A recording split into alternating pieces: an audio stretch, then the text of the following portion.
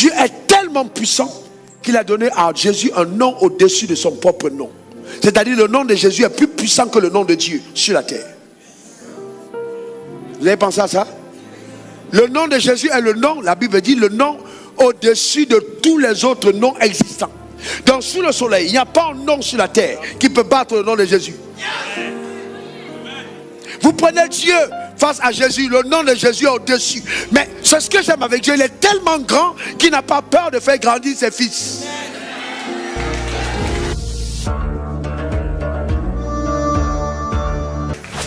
Mets ta main sur ton cœur, je prie pour la parole.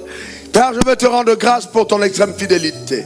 Que ton nom soit béni, que ton nom soit élevé et exalté. Je prie au Père qu'il soit donné à toutes les personnes connectées à cet autel, connectées, Seigneur, au Dieu au ciel par cet autel, de t'entendre au travers de ma voix.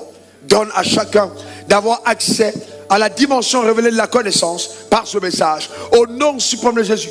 Et que tout le caractère prophétique de cette parole produise dans la vie de toutes les personnes qui m'écoutent. Père, la délivrance, la restauration, la guérison, le rétablissement, dans le nom suprême de Jésus. Je veux te rendre grâce pour ta fidélité. Merci parce qu'il est écrit, vous connaîtrez la vérité. Et la vérité vous affranchira. Je te rends grâce de ce que ta parole nous affranchit totalement. Au nom suprême de Jésus, j'ai prié. Quelqu'un dise encore Amen 3 fois. Amen. Eh bien, assieds-toi dans sa glorieuse présence. Le thème de mon message prophétique ce matin, comment Dieu rend un nom grand. Comment Dieu rend un nom grand. Le Dieu que nous servons est un grand Dieu. Et chaque fois qu'il côtoie une personne, qu'il entre en alliance avec un homme, son intention, c'est de faire grandir cette personne. C'est d'amener cette personne justement au sommet. C'est pourquoi il dit, j'ordonne que tu sois puissant. Je veux que ton nom soit grand. Cependant, il est important que nous comprenions qu'avoir un grand nom n'est pas quelque chose d'automatique ou de systématique. Il y a un processus. Dans l'univers, nous avons deux noms, les deux noms les plus célèbres, reconnus dans tous les continents et presque dans toutes les religions. Le premier nom, c'est le nom de Jésus. Très bien. Et le deuxième, c'est le nom d'Abraham. Ces deux noms sont les deux noms les plus grands sous le soleil. Le nom de Jésus et le nom d'Abraham. Cependant, comment est-ce que Dieu a amené ces deux noms à avoir autant de consistance, de poids? Comment ces noms sont devenus grands? Puisque nous parlons de processus. Et en plus, c'est quoi un nom grand? Parce que il ne faut pas confondre un nom populaire avec un nom grand. Mon nom peut être populaire sans être un nom grand. Pour qu'un nom soit grand, il faille que ce nom soit noble. Que quand on évoque ce nom, voyez-vous, suscite de l'admiration, qu'il y ait de la gloire attachée à ce nom. C'est ça un grand nom. On peut être populaire sans avoir un grand nom. Mais le but de ce message, c'est de nous amener à aspirer à la grandeur du nom et non à la popularité. Surtout dans cette génération où les gens sont prêts à tout faire pour le buzz. Allons-y dans l'exemple d'Abraham, Genèse 12, verset 1 à 3. L'Éternel dit à Abraham, va-t'en de ton pays, de ta patrie, de la maison de ton père. Dans le pays que je te montrerai, je ferai de toi une grande nation. Et je te bénirai. Je rendrai ton nom grand et tu seras une source de bénédiction. Je bénirai ceux qui te béniront et je maudirai ceux qui te maudiront. Et toutes les familles de la terre seront bénies en toi. Donc Dieu dit à Abraham, je rendrai ton nom grand. Observez qu'il n'a pas dit, je rends ton nom grand. Pourquoi? Parce qu'il était dans l'incapacité de le rendre grand sans que Abraham ait au préalable collaboré avec le processus qui rend légitime la grandeur de son nom. Donc, il fallait qu'Abraham passe par le processus qui allait donner à son nom d'avoir la splendeur, la grandeur que Dieu voulait que ce nom ait. Je vais plus loin. Dieu peut désirer quelque chose pour toi et tu passes à côté. C'est pas parce que Dieu a dit je rendrai ton nom grand qu'il deviendra systématiquement grand. Dieu a dit au sujet de l'église que je veux que tu sois la tête et non la queue. Mais tout le monde n'y parvient pas. Il faut un processus, il faut que tu collabores. Il y a des choses que tu as à faire pour que ce que Dieu t'a promis arrive à manifestation dans ta vie. Donne-moi ton meilleur amen.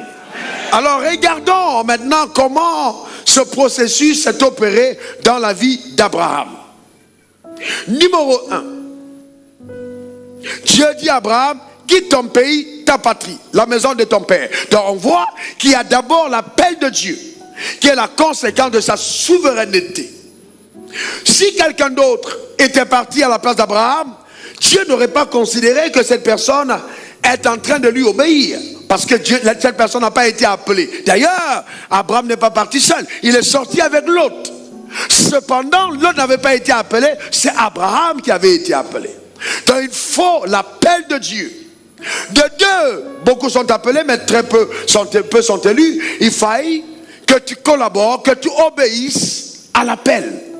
Que tu obéisses à la voix de Dieu. Que tu obéisses au mandat rattaché à ton appel. Abraham a dû partir. Cependant, je voudrais vous parler de 3 départs en un qu'Abraham a dû faire en partant de son pays. Premièrement, Dieu lui dit, quitte ton pays. Donc il y a ce qu'on appelle le départ géographique. Donc il devait quitter le départ géographique, sortir de sa zone de confort pour aller vers un autre endroit qu'il ne connaissait pas. Donc il devait prendre des risques pour Dieu. Ma question est la suivante. Quel risque as-tu déjà pris pour Dieu? Es-tu prêt à quitter ta zone de confort si Dieu te parlait? Abraham a obéi et il est parti. De deux, il n'a pas seulement quitté son pays, mais il a quitté sa patrie. C'était le deuxième départ.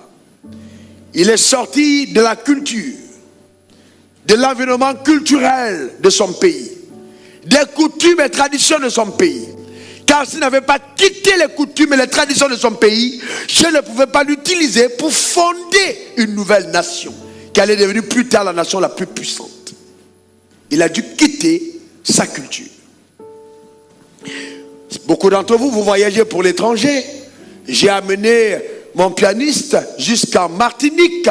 Et à Martinique à table, il était mal à l'aise, il a réclamé son attiqué. Il n'était pas seul. Ils ont sorti les attiqués parce qu'il fallait manger l'attiqué. Vous savez, c'est facile de partir de la Côte d'Ivoire, mais c'est difficile d'abandonner la Côte d'Ivoire quand on part. Quitte de ton pays, de ta patrie. Voyez-vous, sortir de ta culture. Ensuite, troisième départ, la maison de ton père. Et là, ce départ, c'est quoi? C'est le départ des alliances. Je pars, mais j'abandonne les alliances de ma famille. Je me sépare des dieux de mon père. Je quitte la maison de mon père. Je suis Abraham, mon père s'appelle Terach. Il est adorateur d'idoles, mais je dois sortir de l'adoration des idoles pour adorer le vrai Dieu. Il y a une migration, une séparation dans la dimension spirituelle. Je veux te poser cette question à cette étape. Tu viens à l'église, mais est-ce que tu es parti de la maison de ton père? À toutes les coutumes, à toutes les fêtes de tradition, fêtes des générations, les coutumes, les affaires en faux village, tu es toujours en train de faire, tu es un croyant. Tu n'es pas parti à la maison de ton père. Et c'est pourquoi les dieux de ton père peuvent réclamer des choses dans ta vie, parce qu'il n'y a pas eu de départ. Est-ce que tu es parti? Quitte la maison de ton père. Donc il doit avoir le départ de la maison de ton père. Et vas-y dans le pays que je te montrerai. Ensuite, tu dois entrer dans l'alliance. Tu dois entrer dans l'alliance. Ton alliance avec Dieu. Véritablement. Celui qui a quitté la maison de son père s'appelait Abraham. Celui dont le nom a été rendu grand s'appelait Abraham. Le H de Dieu a dû être mis dans le nom de Abraham. Est-ce qu'on trouve la place du nom de Dieu dans ta vie? Est-ce que tu as une alliance avec Dieu? Amen. C'est important. Le tout n'est pas de dire je viens à l'église, mais est-ce que ton alliance parle en ta faveur? Est-ce que tu es dans une alliance? Et vous savez, sans alliance, il est impossible de connaître l'élévation. Dans cette génération, vous n'allez jamais monter jusqu'à un certain niveau de hauteur sans alliance. Si vous y montez sans alliance, vous allez être détruit, foudroyé.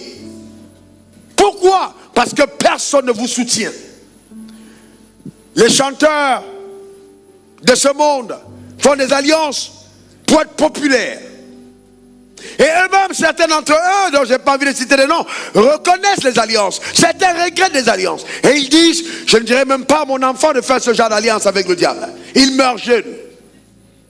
D'autres hommes politiques entrent en alliance. Des footballeurs vont dans des alliances. Et cette alliance, ces alliances exigent d'eux certaines choses, des sacrifices. Et ils sont malheureux.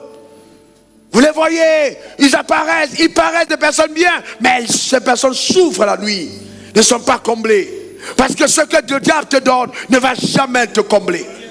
Il va servir d'appât pour attirer beaucoup d'autres personnes à lui, mais jamais tu ne seras heureux. Seule la bénédiction de l'Éternel enrichit et ne fait suivre nos cœurs chagrin. Que cette bénédiction soit atterrie sur ta vie au nom suprême de Jésus. Et que ta vie soit une évidence que Dieu est capable de bénir.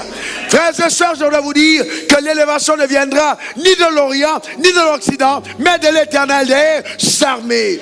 Et Satan n'a pas la capacité de te proposer ce qui ne t'a pas été préalablement réservé. Quand Satan te propose quelque chose, c'est parce que Dieu te l'a réservé. Sinon, tous les gens qui allaient voir le diable allaient être les premiers. Mais s'ils ne sont pas premiers, c'est parce qu'ils ne sont pas destinés à la première place. Le diable est un menteur. Pauvre Satan. Donne-moi ton meilleur amen. Donc c'est important pour nous de le comprendre, frères et sœurs. Que ton pays, ta patrie, la maison de ton père. Il y a un prix que tu payes. Il y a un prix que tu dois payer pour pouvoir voir la main de Dieu, voyez-vous, intervenir dans ta vie et rendre ton nom grand. Il y a un prix que tu payes. Aujourd'hui, voyez, on voit juste des gens qui veulent qu'on prie pour eux et puis le nom devient grand. Ils veulent être célèbres, mais ils ne veulent pas payer de prix. Non, non. Avec Dieu, il y a un prix qu'on paye. J'étais âgé de 26 ans. Et le Seigneur me dit, il est temps pour toi de me connaître davantage. Je veux que tu te formes. Et le désir montait de façon assez brûlante dans mon âme. Et j'ai donc vu l'école, il fallait partir en Sierra Leone, une école américaine basée en Sierra Leone. Il fallait payer $3,000 pour partir. $3,000 à l'époque, c'était 1,5 million francs CFA. Je ne pouvais pas le demander à ma mère. Je ne pouvais pas le demander à mon père. Il n'allait pas me le donner parce qu'il n'avait pas. Eh bien, je suis allé voir mon père spirituel. Je lui ai dit, il a dit, Dieu me parle. Il m'a dit, qu'est-ce que Dieu t'a dit? Il dit, Dieu m'a dit d'aller en Sierra Leone pour me former. Il dit, ok, c'est quelle école? Je donne le nom de l'école. Il dit, est-ce que tu connais le prix de cette école? C'était une école d'élite. J'ai dit, oui, j'ai vu le prix. Il me dit, c'est combien? J'ai dit, $3,000. Il dit, ok, c'est très bien. Si Dieu t'a appelé, alors Dieu pourvoira pour toi. Vous savez, en tant que jeune, j'avais 26 ans. Alors cette phrase, quand je sors, je lui dis amen. Mais quand je sors du bureau, je suis quand même un peu embêté. Parce que j'aurais bien aimé que mon père me donne l'argent pour partir. Et je rends grâce à Dieu qu'il ne l'ait pas fait. Il est parti au Nigeria en prière, dans une convention. Et pendant qu'ils étaient en convention, un homme que je n'ai jamais vu jusqu'à aujourd'hui vient vers lui et lui dit, je suis en train d'entendre Dieu me dire que tu as un de tes fils, un de tes collaborateurs qui est en train de vouloir aller se former. Et Dieu me dit de te donner ces $3,000 pour lui. Oui. Vous savez, souvent Dieu veut simplement voir jusqu'où vous êtes prêts à prendre des risques pour lui. Frères et sœurs, Dieu est responsable des pas qu'il te donne de prendre. Le drame, c'est que beaucoup d'entre nous, nous voulons mettre la responsabilité de nos échecs sur nos oncles, sur nos tantes, sur nos parents. Si simplement mon père avait beaucoup d'argent, non. Écoute-moi très bien, tu es né dans la meilleure condition qu'il faut pour réussir la vie que Dieu te réserve. Que ton père n'ait jamais eu d'argent, tu n'as jamais dormi dans de bonnes conditions, c'est pas un problème. C'est pas un problème du tout, hein. C'est pas un problème pour ta réussite. Sache que le sage architecte t'a placé dans ces conditions car ils étaient les meilleurs pour ton déploiement. Amen. Arrête de trouver des excuses. Arrête de trouver des excuses et déploie-toi pour réussir ta vie. Vous imaginez à 26 ans, quand un jeune homme de 26 ans dans cette salle se lève, s'il te plaît, je veux voir un jeune de 26 ans se lève dans cette salle. Viens, s'il te plaît. Viens. 26 ans d'âge. Regardez ce jeune homme. Regardez quelque chose. Je vais vous faire voir. Regardez, voyez-vous, il a 26 ans. À cet âge-là, j'étais plus frêle que lui. À cet âge-là, frêle, plus maigre. Pas frais, maigre, frêle. Voilà. Donc, à cet âge-là, je pars de mon pays. Je traverse la Côte d'Ivoire. J'arrive en Sierra Leone. J'arrive la nuit, ne sachant pas où dormir. En Sierra Leone, il y a un ferry. Vous arrivez à l'aéroport, vous prenez un ferry, vous traversez les eaux pour entrer dans la ville. Jusque-là, je ne sais pas quelle maison m'accueille. Et je prie dans l'avion quand le directeur de Bellevue Airlines de l'époque vient s'intéresser à moi et me dit, je t'amène chez moi. Écoutez-moi bien, mes parents sont vivants, mon père commissaire de police, ma mère qui fait ses affaires, mais entre-temps, je risque ma vie quelque part au bout du monde, parce que je vais rencontrer mon Dieu. Je termine ma formation, voyez-vous, et à cet âge, je mets la carte du monde sur le mur. Et je commence à prier, et je commence à crier à Dieu. J'ai dit, Dieu, montre-moi où tu veux que j'aille te servir. Je sentais l'appel de Dieu. Et Dieu dit, je ne peux pas t'utiliser dans cet état. Il dit, Seigneur, qu'est-ce qu'il y a? Il dit, donne-moi ta famille. Je veux prendre ta famille. Organise les funérailles et livre-moi ta famille. Donne-moi ton père, donne-moi ta mère, donne-moi tes frères. Parce que s'ils ne meurent pas à tes yeux, tu ne pourras jamais m'être utile. Le problème, c'est que beaucoup d'entre nous ne comprenons pas.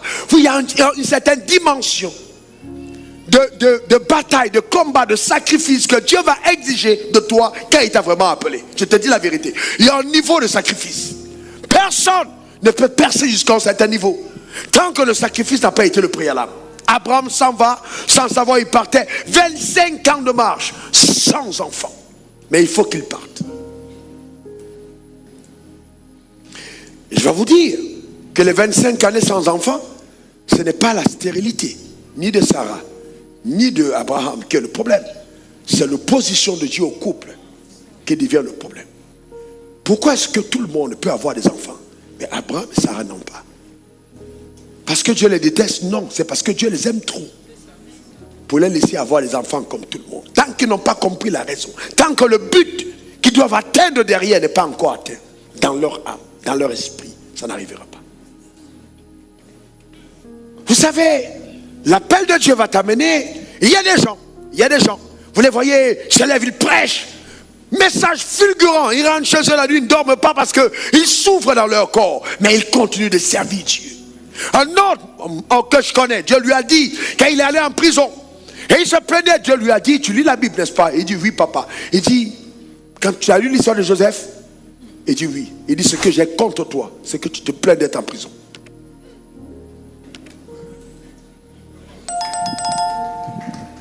Ce que j'ai contre toi, c'est que tu te plains d'être en prison. Tu devais te réjouir de passer en prison pour moi.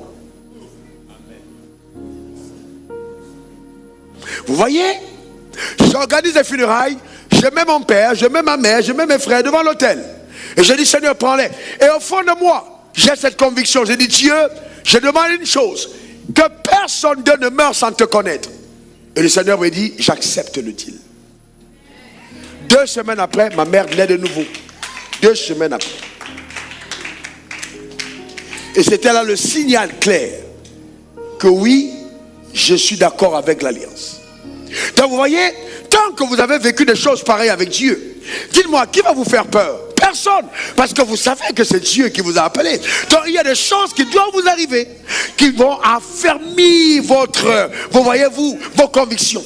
Et quelqu'un me dira, oui mais pasteur, impose-moi les mains, je veux ta grâce. Frères et sœurs, il y a des grâces, on ne prend pas par imposition des mains. Il y a des gens, si je t'impose les mains, les problèmes commencent la semaine prochaine. Donc c'est lundi, parce que pour que tu entres dedans, il faut que tu souffres de la souffrance, voyez-vous, que la personne a endurée. Le serviteur n'est pas au-dessus de son maître, mais tout serviteur accompli sera comme son maître. C'est ça le prix à payer. Le nom d'Abraham n'est pas devenu grand seulement parce que Dieu dit, oh bisous Abraham, je t'aime. Ressens le grand nom. Amen, hein? Non. Non. Frères et sœurs, amen. Il y a des moments où Dieu dit, Abraham, j'étais tranquille. Abraham dit à Dieu, j'étais tranquille chez moi. Pourquoi tu m'as fait sortir? Ne croyez pas que la marche avec Dieu est un long fleuve tranquille. C'est un évangile falsifié. Celui qui veut venir après moi, qu'il renonce à lui-même, qu'il se charge chaque jour de sa croix et qu'il me suive. Ça, c'est le processus. Regardons le cas de Jésus-Christ, notre Seigneur à qui nous voulons ressembler, qui veut être comme Jésus. Alléluia. Philippiens 2, verset 6, parole vivante, s'il vous plaît. Regardons, vous voyez, le Christ, dès l'origine, fut l'essence divine, un Dieu, un avec le Dieu saint. Il avait sa nature, sa gloire sans mesure, ses attributs divins. Loin de mettre sa joie à trouver une proie dans son égalité avec le Dieu suprême, il s'abaissa lui-même avec humilité. Le roi de tous les êtres ici-bas voulut naître comme un simple serviteur. Esclave volontaire, il a vécu sur terre sans éclat, sans honneur, homme parmi les hommes. Il fut ce que nous sommes, en tout semblable à nous, humble et sans apparence. Dans son obéissance, il alla jusqu'au bout. Il humilia son âme jusqu'à la mort infâme d'un criminel en croix. Au trône de lumière, il fut, par Dieu son Père, élevé roi des rois. À lui honneur suprême, couronne, diadème, sceptre tout-puissant. Jésus, nom qui surpasse dans le temps et dans l'espace tous les noms existants. Devant Jésus le Maître, un jour devront paraître hommes, anges, démons, dans les cieux, dans ce monde, sous la terre et sous l'onde. Tous genoux fléchiront. Voilà donc notre Maître, notre Messie, avec le nom le plus excellent. Mais la Bible dit, au commencement était la parole était avec Dieu. Mais Jésus a dû abandonner sa gloire. Il a quitté le ciel. On est d'accord? Quand il est descendu en Israël, il n'a pas pris la forme de Dieu. Il est devenu un homme semblable à tous les autres. Vous ne pouvez jamais parler de véritable élévation sans embrasser le chemin de l'obéissance.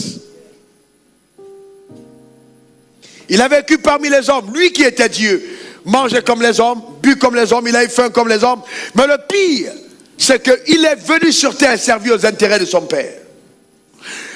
Abraham est devenu grand parce qu'il a donné son fils qu'il a eu 25 ans après la promesse.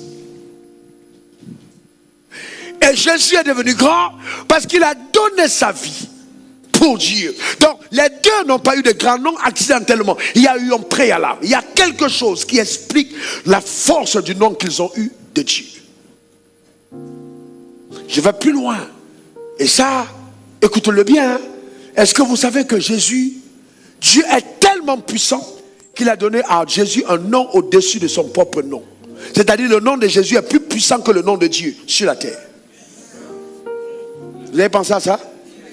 Le nom de Jésus est le nom, la Bible dit, le nom au-dessus de tous les autres noms existants. Donc sous le soleil, il n'y a pas un nom sur la terre qui peut battre le nom de Jésus. Vous prenez Dieu face à Jésus, le nom de Jésus est au-dessus. Mais c'est ce que j'aime avec Dieu, il est tellement grand qu'il n'a pas peur de faire grandir ses fils. Ta manière de dire Amen m'embête. Est-ce que vous savez qu'il y a des domaines de la vie où Dieu te rendra tellement grand qu'on n'aura pas besoin de Dieu pour régler le problème, on aura besoin de ton nom. Quand tu marches avec Dieu dans certains domaines, il a juste besoin de toi. Il a besoin de ton nom. Et je vais te faire comprendre que le nom de Jésus n'a pas été puissant parce qu'il s'appelait Jésus. Parce qu'avant, il y a des gens qui s'appelaient Jésus, mais qui n'ont pas donné à ce nom la splendeur du nom de Jésus. Mais quand Jésus a porté ce nom, il a baptisé ce nom. Il a donné à ce nom la consistance. Il a vécu une vie tellement référencée que ceux qui ont porté le nom de Jésus avant ont dit Joe, c'est incroyable. Je me suis appelé Jésus, mais il y a Jésus et Jésus. Est-ce que quelqu'un comprend ça? Et c'est pourquoi, quand tu prononces le nom de Jésus, il faut ajouter le Christ. Le Messie, celui-là qui a donné à ce nom d'être un nom important. Alléluia. Ne t'inquiète pas, les gens ont des difficultés à prononcer ton nom. Tu t'appelles Zebrecon, c'est pas grave. Zebrecon, c'est pas grave. Même si c'est le nom que ton père t'a donné, Zebrecon, et que tout le monde te prend pour un con, il faut mener une vie qui va donner à ton nom de prouver qu'on s'était trompé, tu n'es pas Zebrecon. Parce qu'en fait, ce qui donne de la consistance à ta vie, à ton nom, c'est la vie que tu as menée dans ce nom. Donne-moi ton meilleur amen. C'est la vie que tu as menée dans ce nom. Comme ça, quand on parle de ce nom, tout le monde respecte et honore le nom que tu portes. Je vais t'amener à redonner de la dignité à ce nom que tu portes. Tu ne portes pas accidentellement. Mais là, je vais aller plus loin. Vous savez, nous aimons la paresse. On n'aime pas payer le prix. On ne veut pas se battre, on ne veut pas livrer les combats qui se rattachent à notre vie. On n'aime pas l'adversité. Dès que ça se complique, oh pasteur, prie pour moi, il y a quelque chose qui ne va pas. Mais il y a des choses qui se compliquent parce que Dieu veut que ça se complique. La prière ne résout pas tous les problèmes. Parce que les problèmes que tu poses souvent ne sont pas des problèmes. Je veux aller plus loin. Comment tu t'appelles, jeune homme? John. Je te parle, tiens-toi debout. Comment tu t'appelles? John. John, tu t'appelles John. Est-ce que tu sais que quand vous étiez dans le ventre de votre mère, vous étiez nombreux? Hein? Vous étiez combien? 2 milliards. Près de 2 milliards, n'est-ce pas? Les autres là, tu connais leur nom? C'est pourquoi on ne leur a pas donné de nom? Parce qu'ils n'ont pas vaincu. On ne peut pas donner le nom à quelqu'un qui n'a pas vaincu. C'est parce que tu es sorti victorieux qu'on a décidé de te donner un nom. Tu es sorti du ventre de ta mère dans la victoire, on t'a donné un nom. Sinon ceux qui sont morts là, on les appelle les avortons, on ne les connaît même pas. Ils ne sont pas venus sur la terre, on n'a pas besoin d'eux. On t'a donné un nom pour te référencier. Déjà le fait qu'il y ait un nom, c'est que quelque part tu es important. Mais donne à ce nom tout le poids que ce nom est supposé avoir sous le soleil. Donne-moi ton meilleur amen. Dis encore amen. C'est ça qui est important. Alléluia. Eh bien, ne mène pas une vie comme n'importe qui. Jésus pouvait être roi. Vous vous rappelez? Jésus pouvait être roi. Mais Jésus a prié pour ne pas être roi. Jésus pouvait gagner les élections en Israël. Il a partagé le pain, multiplié. Il est devenu populaire. Il ressuscitait les morts. Tout le monde aimait le gars. On dit viens être roi. Il dit non. Et il va à Gethsemane. Vous savez ce qu'il prie? Il prie. Pas pour devenir riche. Non, il prie pour dire Seigneur, je veux aller à la croix. Il connaît que son appel c'est mourir. Et il prie pour mourir. Il prie pas pour échapper à la mort. Il prie pour que la mort n'échappe pas. Il dit je dois mourir. De la mort qui m'est réservée par mon Père, je vais y aller jusqu'au bout. Vous savez frères et sœurs, regardez dans la vie, les gens qui ont des noms qui paient sont les gens qui ont payé un prix. Mandela a fait 27 ans de prison. Et tout le monde voulait se filmer avec Mandela. Mais moi je te pose une question. Moi j'ai causé avec le Saint-Esprit. J'ai dit moi je n'aimerais pas être Mandela. 27 ans de ma vie pour sortir après pour que les gens viennent me saluer. Moi là vraiment ça va être chaud. Hein? Mais si telle est la volonté de Dieu, ok je vais accepter. Mais Mandela c'est pas mon destin. Vous êtes honnête quand même avec vous-même, non? 27 ans de votre vie enfermé. Joe. Non, c'est compliqué. Hein? Alors on parle de Martin Luther King Jr. Né en 1929, un jeune homme. Mais il faut savoir quel est le mort? 33 ans. Pourquoi on continue de parler de Martin Luther King? Joe, il est parti. Tu aimerais ça? tu ne serais même pas là. Vous voyez ce que je suis en train de dire? Chaque personne que vous voyez élever, il y a un sacrifice derrière. Mais maintenant, écoute-moi bien, il y a une coupe que tu dois boire, qui n'est pas la coupe de ton voisin. Tu ne peux pas échapper à cette coupe-là. C'est ta coupe. Tu vas la boire. Tu dois boire ta coupe. Quand je te présente ta coupe, tu vas la boire. Et c'est pour ça qu'il faut apprendre à obéir, même dans la souffrance. Aujourd'hui, on a des gens qui servent Dieu, qui sont toujours en train d'attendre. On m'a donné quoi? Oh, mais ouais, j'ai gagné quoi? Non, frères et sœurs, jamais Dieu ne va te lever sans passer par le cheminement du brisement. Tu vas être brisé par lui. C'est le chemin. Tu es Dieu. Dieu le Créateur. Tu nais. Et puis, une femme te porte et elle fuit parce qu'on veut te tuer. Tu es Dieu. Vous imaginez ça? Tu t'aides. Tu t'aides. Maman, j'ai faim. Tu es Dieu. Est-ce que vous comprenez? Mais vous savez, frères et sœurs, que dès l'âge de 12 ans, il savait qu'il était Dieu. Vous savez ça? Il n'est pas rentré à la maison pour dire, hey, maman, non, vraiment, ça commence à m'énerver. Feu sur la... Non. Parce qu'il pouvait dire feu à la maison, et puis toute la maison prend feu. Mais il est resté enfant. On dit, va te coucher. Va te coucher. Un jour, il regarde sa maman comme ça, il est fâché. Il dit, je m'en vais. Mais il peut se tourner comme ça, il fait... Et puis la maman va boum par terre. Mais il reste calme. Vous comprenez ce que je veux dire? Donc vous comprenez que l'obéissance va vous demander certaines choses. Frères et sœurs, on n'obéit pas parce qu'on est faible. La vraie obéissance, c'est quand Dieu te met en position de force, mais tu t'humilies. Est-ce que vous comprenez? C'est ça l'obéissance. Les gars qui obéissent, tu obéis quand tu es pauvre là, tu n'es pas vraiment obéissant. C'est quand le blé est entré, tu es devenu riche. Et puis le pasteur te parle. Tu te calmes. Et puis dis signe au chèque pour dire pasteur, je ne veux pas me fâcher. L'obéissance quand on est pauvre, quand on est faible, c'est pas l'obéissance. C'est quand Dieu t'a rendu fort. Qu'il voit maintenant si vrai ou pas, tu es obéissant. C'est ça l'obéissance. Jésus était puissant, mais il a été obéissant jusqu'à la mort sur la croix. C'est pour ça que Dieu l'a souverainement élevé. Alors tu me dis, ouais, j'avais un grand nom. Mais moi je vais te demander, où sont tes cicatrices? Comment tu peux imaginer que Jésus ressuscitait des morts, révérend Dené? Comment penser?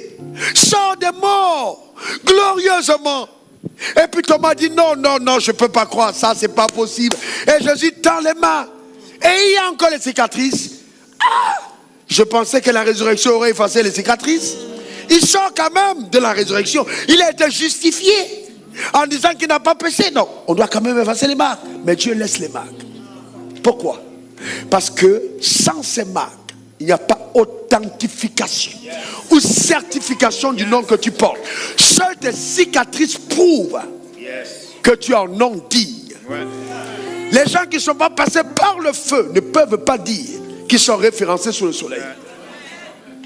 Les épreuves de la vie, les combats que tu as menés, les luttes dans lesquelles tu as été, des moments où on t'a laissé pour mort, mais tu te relèves, c'est ça qui prouve que Dieu est avec toi. C'est ça qui prouve. Vous comprenez ça? Donc il faut des cicatrices. Un nom est rendu grand au travers des épreuves que nous endurons, des choses horribles que nous vivons. C'est ça qui donne à ton nom de la consistance. Que Dieu bénisse ton âme. Que Dieu t'aide à avoir la résilience, à embrasser le chemin étroit qui t'amènera là où il t'attend. Que Dieu t'aide, comme Jésus à Gethsemane a dit, Père, non ma volonté, mais la tienne. Que Dieu te donne de boire la coupe qui t'est réservée. Cette coupe qu'il a réservée, que sa grâce t'aide à payer le prix. Donne-moi ton meilleur amen. Quelqu'un dise encore amen. Frères et sœurs, pour terminer, je vais vous dire, bien que Dieu m'eût envoyé dans ce pays, la Côte d'Ivoire, ce que vous devez comprendre, c'est que quand je suis arrivé, j'ai touché 15 000 francs CFA pendant 2 ans. Et il m'est arrivé de porter, j'avais un costume que j'ai donné à un frère après qui s'est marié dedans. J'ai fait 7 ans avec le même costume. Il était authentique histoire, authentique. J'ai fait 7 ans dans le costume. Le frère avait besoin de se marier. Dieu m'a dit, donne-lui ton costume. Je lui ai donné mon costume. Il s'est marié dans mon costume 7 ans après. Quand j'ai lu la Bible, j'ai découvert dans la parole de Dieu la loi de la préservation. Comment est-ce que Dieu peut préserver un chiffon qui ne se gâte pas pendant des années et qui reste éclatant. J'ai appris à prier pour que mes habits ne se défraîchissent pas. Parce que j'ai lu dans la Bible qu'ils ont fait 40 années dans le désert avec les mêmes vêtements sans se changer. Et que les habits de ceux qui sont dans le désert ne se gardent pas comme pour ceux qui sont à la terre promise. J'ai demandé à la grâce du désert de garder le peu que Dieu m'a donné. L'économie et la gestion des ressources, je l'ai appris dans le désert. Certains d'entre vous, vous êtes là, vous êtes allé à un rendez-vous, vous laissez votre moteur tourner pendant 30 minutes, vous revenez encore, vous démarrez votre voiture. C'est parce que vous n'avez pas connu la galère. Que vous laissez la lumière dans les pièces, la clim, et vous partez dans les bureaux. Vous ne connaissez pas ce que c'est. Quand vous êtes passé dans la souffrance, vous regardez à tout, est-ce qu'on a éteint? Parce que même 1 centime, ça compte. Est-ce que quelqu'un comprend? Même 1 centime, ça compte. Vous savez la valeur des choses, parce que Dieu vous l'a enseigné.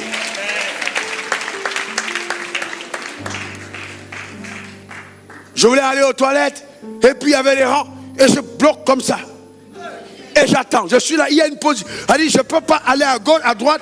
La manière dont je suis placé, tu as une menace de diarrhée, mais tu dois concentrer pour faire remonter. Frère, c'est ça. Tu vois quelqu'un, il fait froid, mais il transmute, il ne sait pas d'où ça vient. Et la position est stratégique.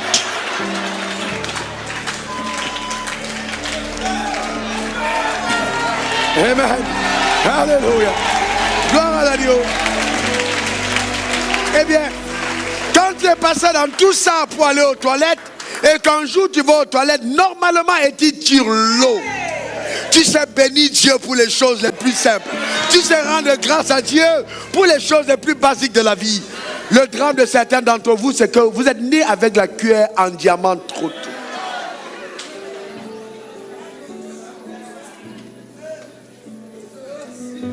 Mais c'est pas grave, Abraham n'était pas des pauvres non plus.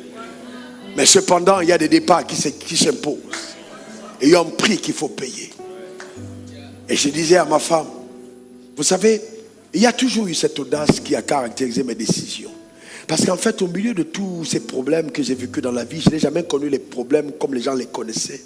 Parce que pour moi, ce n'était pas autre chose que je désirais que de faire sa volonté. C'est tout. C'est pas, il n'y a pas autre chose, il n'y a pas la quête de quelque chose. Non. On ne poursuit rien d'autre que de savoir entendre, de dire, je suis content. Merci d'avoir ouvert ta bouche et d'avoir parlé. Que Dieu te bénisse richement. Que Dieu te bénisse richement. Et il y a des décisions qu'on doit apprendre à prendre pour servir la cause de celui qui nous a appelés. Et je vais te dire, il n'est pas trop tard et il n'est pas trop tôt. C'est à 12 ans que Jésus a pris conscience. C'est à 40 ans que Moïse est allé dans le désert. Il n'est ni trop tard, ni trop tôt. Le plus important, c'est de l'obéir maintenant. Que Dieu te bénisse richement. Que la main de Dieu soit sur ta vie. Que sa grâce t'accompagne. Que sa puissance te garde. Dans le nom suprême de Jésus. Donne-moi ton meilleur amen. Alléluia. Et vous savez, on est dans une génération où les gens veulent plaire à tout le monde. Quand on fait un message, on veut voir le nombre de likes. Les gens vont même sur Internet. Ils sont prêts à même à se déshabiller pour être populaires, pour que les gens les acclament. Frères et sœurs, ça ne s'appelle pas avoir un grand nom. Non, ça s'appelle la stupidité. Vous comprenez ce que je suis en train de dire? Vous devenez la risée des hommes. Le tout n'est pas que les gens vous reconnaissent, mais que quand on vous regarde, qu'on ait du respect et de l'honneur pour Dieu qui vous a conçu. Que votre vie apporte la plus-value à votre génération. Que quelqu'un sourie chez lui et soit heureux parce que tu existes. Que ta vie embellisse les autres. Que ta vie participe au développement. Que la société s'élève parce que tu as livré un combat noble. Et quand tu seras parti, alors tu partiras. Mais ton nom restera. Parce que tu auras livré le combat que tu devais livrer. Tu es entré dans l'éternité tout en ayant quitté le temps. Je reprends. Tu es entré dans l'éternité tout en ayant quitté le temps. Dieu s'est servi de ta vie pour quelque chose. Arrêtons d'être égoïstes.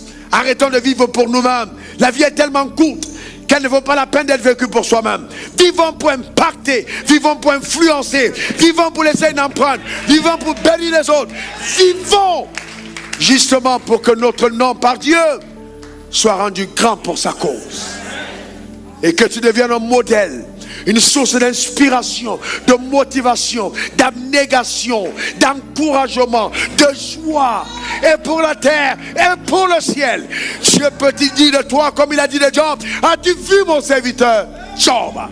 Ton nom prend de la consistance quand tu acceptes justement de passer par le chemin étroit. Sois béni. Sois béni de la bénédiction, de la distinction. Sois béni de façon particulière. Frères et sœurs, Jésus n'a pas vécu pour lui, il a vécu pour son Père. Il a vécu au risque de sa propre vie. Ça veut dire que nous tous devons vivre pour notre Père qui est là dans les cieux. Ah oui, oui, vivre pour lui. Quel que soit ce que ça demande. Vivre pour lui. Certains d'entre vous, Dieu peut te dire, laisse la ville. Va à Mont, va à Dalo, va au Korogo, va t'établir là-bas. Ouvre une officine, il n'y a pas de médecin, va de l'autre côté, établis-toi. Mais jusqu'où vas-tu aller? Es-tu prêt à payer ce prix? Es-tu prêt à obéir à cette voix? Es-tu prêt à marcher en parfait accord avec ce que Dieu te dit? Ça peut être un test. Parce qu'il te réserve quelque chose de plus grand, mais il veut voir jusqu'où tu es capable d'aller avec lui. Parce que tu es, je n'ai rien à craindre.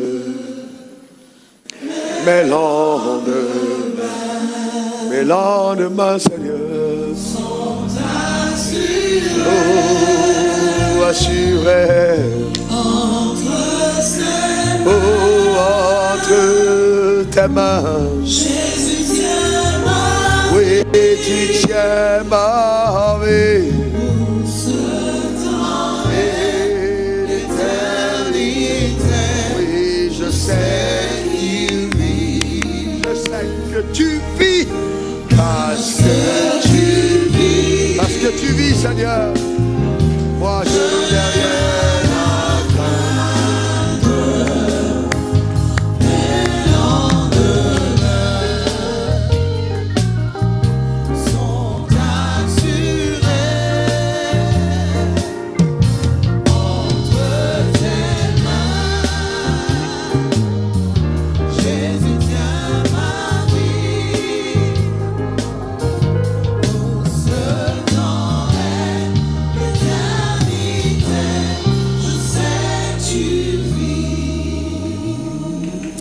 Bien, on va baisser nos têtes, chacun d'entre nous, nous allons prier et parler à Dieu.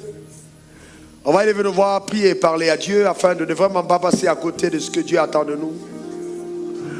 Nous allons dire à Dieu que nous ne voulons pas ôter la dimension sacrificielle qui s'impose à nous en tant qu'enfants de Dieu.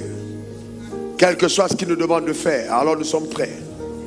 Nous sommes prêts, nous voulons obéir à sa voix. Nous voulons emprunter le chemin étroit. Nous voulons porter notre croix, nous voulons le suivre. Élève ta voix vers le trône de la grâce et prie le Seigneur. Demandez de tout ton cœur à ton Créateur dans le nom de Jésus. Je veux porter ma croix. Je veux te suivre. Je veux marcher sur le chemin tracé par toi. Je veux faire ta volonté sur la terre des hommes. Oh Père, je veux parce que telle est ta volonté. Je veux faire ta volonté sous le soleil. Je vais payer le prix. Merci Seigneur pour ce que tu attends de moi. Quand tu ne parlais à Dieu en lui disant oui Seigneur je ne veux pas ôter de ma vie la dimension sacrificielle. Je veux payer le prix. Que ta grâce me soutienne. Que ta grâce me soutienne. Si c'est de ta volonté que je passe par le feu, je passerai par le feu. S'il faut passer par les eaux, je passerai par les eaux, mais je sais que je ne consumerai point. Je sais que je ne serai pas submergé car ta grâce me soutient. Oh Dieu, je veux payer le prix. Voici ma vie, prends-la. Sers-toi de ma vie, oh Dieu. Sers-toi de ma vie. La voici devant toi. Prends ma vie. Fais de ma vie ce que tu veux qu'elle soit, mon Père. Oh Dieu, honore ton nom dans ma vie. Glorifie ton nom. Merci Jésus. Rababo sakatabre do robaba. Alléluia. Au nom suprême de Jésus. Alors vous savez, j'ai prêché un message dans une église récemment. Et j'ai dit que chaque fois que Dieu met un rêve en vous, il vous sépare de toutes les personnes qui ne portent pas le même rêve. Il vous sépare des personnes qui ne portent pas le même rêve parce qu'il veut vous connecter aux personnes qui sont capables d'encourager votre rêve et d'entretenir votre rêve. Alors la séparation à certains moments s'impose. Et quelqu'un m'a demandé, mais pasteur, comment fera-t-on, puisque dans la société tout le monde ne peut pas avoir le même rêve. J'ai dit, seules les personnes qui ont aimé la solitude peuvent terminer en héros. À un certain moment, le sacrifice, c'est que Dieu te veut seul. Dieu ne te veut plus dans toutes les fêtes. Il ne te veut plus à tous les endroits. Il te veut seul. Si tu n'as pas appris à être à l'écart seul, bien que Jésus avait les 12, mais il restait souvent toutes les nuits seul à prier. Seul. Cette solitude qu'impose la consécration est indispensable pour donner la splendeur à ton nom. La solitude, la consécration. Et il y a des amitiés que tu ne pourras plus entretenir. Tu ne pourras plus aller à tous les funérailles, à tous les anniversaires. Tu ne pourras plus partir, ce n'est pas possible. Tu ne pourras plus répondre à toutes les sollicitations parce que Dieu a besoin de toi. Ah oui. Oui. Est-ce que tu es prête pour ça? Le prix à payer. Je te donne ma vie. Je te donne mon cœur. Je te donne tout ce que j'ai. Vous voyez? Vous savez, en fait, cette chanson est tellement... Elle est assez étrange. Vous voulez que j'aille un peu plus loin en profondeur dans ce chant? Tu dis à Dieu, je te donne ma vie. Elle est à qui? Qui l'a conçue? Dans son intelligence élevée, il t'a laissé la responsabilité de ta vie. Mais il pouvait être un dictateur. Je te donne ma vie. Ce que je suis est à toi. Qui te fait respirer? Quelle est la stupidité ou alors la folie qui peut prendre un homme et qui pousse cet homme à s'éloigner de celui qui lui a donné légitimité d'existence? Ce n'est que pure folie. La vie que tu as, c'est Dieu. Tu peux sortir là, tu tombes, même en paix, et tu tombes, et puis tu meurs. C'est Dieu qui te garde en vie. Eh bien, ce n'est que trop intelligent de dire à Dieu, je vais te servir avec la vie que tu m'as donnée. C'est ta vie, tu me l'as donnée, je te la redonne. C'est simple. Je te donne ma vie, je te donne mon cœur, je te donne tout ce que j'aime, ce que je suis.